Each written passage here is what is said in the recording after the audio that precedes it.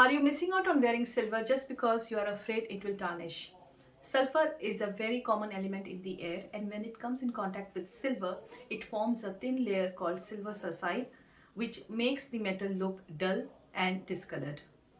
In areas with high humidity, the sulfur content is also very high. Similarly, in household products and perfumes or lotions, the sulfur, alcohol, and chlorine is very high. These chemicals not only make silver look dull but also affect gold. We are not able to see the difference of gold more easily because the metal is already yellow. The good news is that tarnish is not a permanent damage like rusting.